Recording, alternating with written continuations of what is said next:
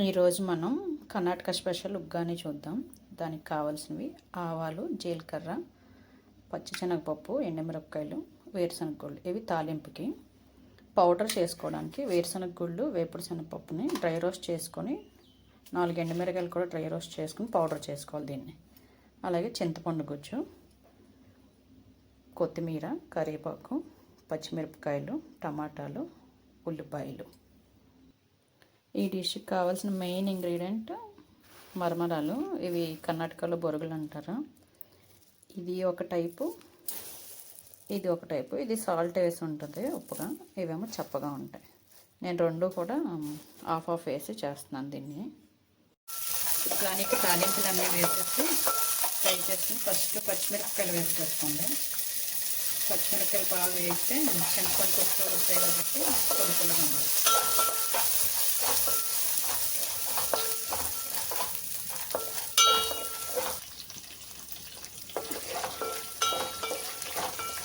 తాలింపులు అన్నీ బాగా వేపుకుంటున్నప్పుడే మనం మరమరాలను కూడా వాటర్ వేసుకుని తడుపుకొని పిండి వేసుకుని పక్కన పెట్టుకుందాం.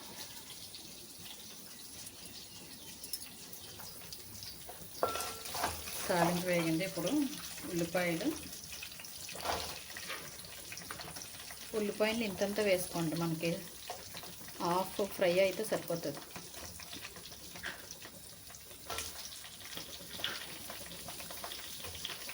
చింతపండు పులుసులో కదా ఉల్లిపాయలు బాగా ఫ్రై అయిపోతే స్వీట్ వచ్చేస్తుంది. అందుకని కొంచెమే వేపుకుందాం. కొంచెం పచ్చిగా ఉండగానే టమాటా వేసేసుకోవచ్చు.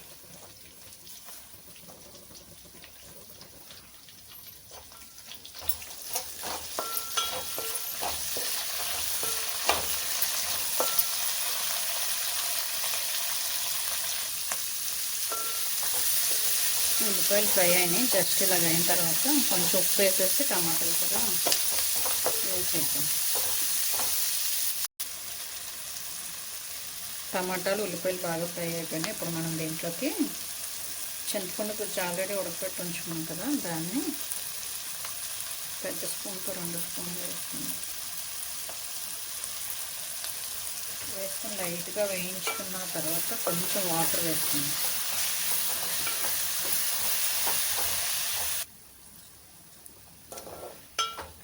చింతపండు కూడా చేసి కొంచెం ఫ్రై చేసాక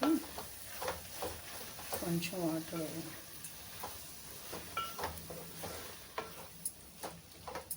ఇప్పుడు లైట్గా ఉడుకుతుంది కదా, దానికి అప్పుడు పచ్చిమిరపకాయలు ఇవి ఉల్లిపాయలు అన్నీ కూడా ఈ చింతపండు పులుపుని పీల్చుకుంటారు. టమాటాలు వేసినప్పుడు ఇందాక ఉప్పు కూడా వేసేసాం. తర్వాత ఈ మురీలు అన్నీ వేసిన తర్వాత మరమరాలు అవి కలుపుకున్న తర్వాత ఉప్పు ఏమైనా సరిపోకపోతే ఇప్పుడు చూసుకొని వేసుకుంటాం. ఇలా కొంచెం వాటర్గానే ఉండాలి, ఎందుకంటే మరమరాలు వేసిన వెంటనే కొంచెం అవి కోటెడ్ అవడానికి బాగుంటుంది. అయితే డ్రై అయిపోతే సరిగ్గా దానికి పీల్చుకోవు, అప్పుడు మరమరాలు చప్పగా ఉంటాయి. కొంచెం థిక్ పేస్ట్ లాగా ఉండగానే మరమరాలు వేసాం.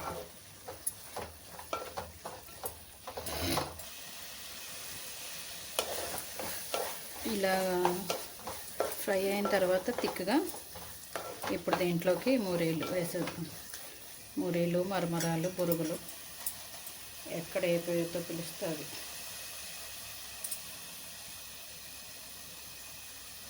కొత్తిమీర వేసేటప్పుడు మరమరాలు వేద్దాం, ఎందుకంటే పచ్చివాసన పైన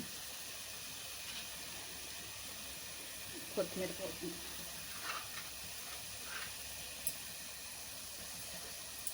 ఒకసారి హైలో పెట్టి వేయించేస్తే కొత్తిమీర పచ్చివాసన ఉండకుండా ఉంటుంది.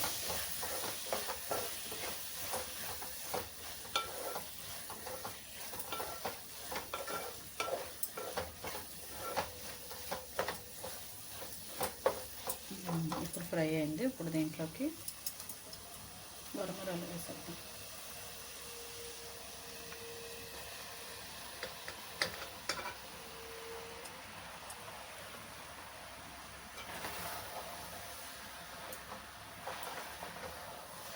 ఇదంతా పేస్ట్ అంతా ఒకసారి పైకి కిందకి బాగా కలుపుకున్నాక ఇందాక మనం వేరుశనగ గుళ్ళు, వేపుడు శనగపప్పు, ఎండుమిరపకాయ మిక్సీలో పౌడర్ చేసి ఉంచుకున్నాం కదా, అది వేద్దాం.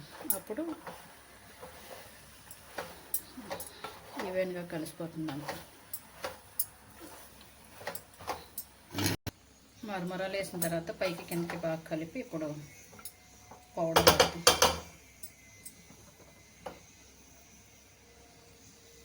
వేరుశనగ గుళ్ళు, వేపుడు శనగపప్పు, ఎండుమిరపకాయలు వేయించుకున్న పౌడరు. ఇష్టమైన వాళ్ళు దీంట్లో వెల్లుల్లిపాయ కూడా వేసుకోవచ్చు, కానీ చింతపండుకి వెల్లుల్లిపాయ అంత సూట్ అవ్వదు, కొంతమంది వేసుకుంటారు.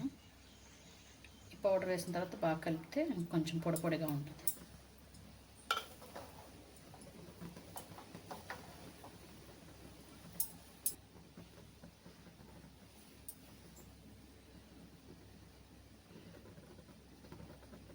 ఈ పౌడర్ని వేసేసుకుని బాగా కలుపుకుందాం. ఇదంతా కూడా సిమ్లోనే పెట్టుకోండి. మరమరాలు కూడా వెంటనే వాటర్లో వేసేసి వెంటనే తీసేయండి, లేకపోతే మెత్తగా అయిపోతుంది. వెంటనే పిండేసుకుని పక్కన పెట్టేసుకుని తాలింపులు వేసేసుకుని అన్నీ రెడీ పెట్టేసుకుంటే వేసేయచ్చు. లేదంటే వాటర్లో ఉంచేస్తే మరమరాలు మెత్తపడిపోతాయి, బాగా పేస్ట్ అయిపోతుంది, పొడి పొడిలో ఆడతారు. అదప్పుడు ఇది చల్లారే కొద్దీ పొడి పొడిలో ఆడిపోతుంది. పౌడర్ వేసాం కదా, ఇది సిమ్లో పెట్టుకుని చేసుకోండి. ఎందుకంటే ఇవి ఆల్రెడీ మరమరాలు కదా, ఉడికిపోయింది కదా, కొంచెం కిందనది అంటుకుపోతూ ఉంటుంది. అందుకు సిమ్లోనే జస్ట్ వేడెక్కేదాకా వేపుకుంటే సరిపోతుంది. లైట్గా వేడెక్కితే సరిపోతుంది.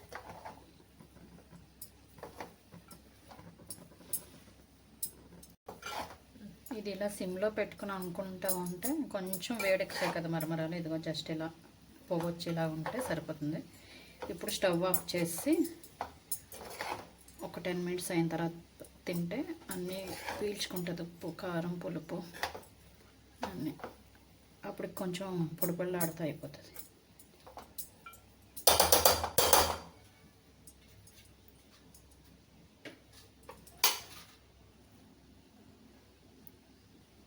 మిర్చి బజ్జీ ఉగ్గాని రెడీ అయింది. దీనికి కొంతమంది చింతపండు పులుసు వేసుకోకుండా నిమ్మకాయ కూడా పిండుకొని తింటారు. చింతపండు పడలేని వాళ్ళకి నిమ్మకాయ పిండుకుంటే బాగానే ఉంటుంది. ఇది రెడీ అయింది. ఇంతక మీద కొంచెం పొడిపొడిలాడింది. ఇప్పుడు చల్లారే కొద్దీ ఇది కొంచెం పొడిపొడిలాడిపోతుంది. కొంచెం వేడిగా ఉండగానే తినేయాలి. దీనికి కాంబినేషన్ ఉగ్గానికి మిర్చి బజ్జీ ఉగ్గాని.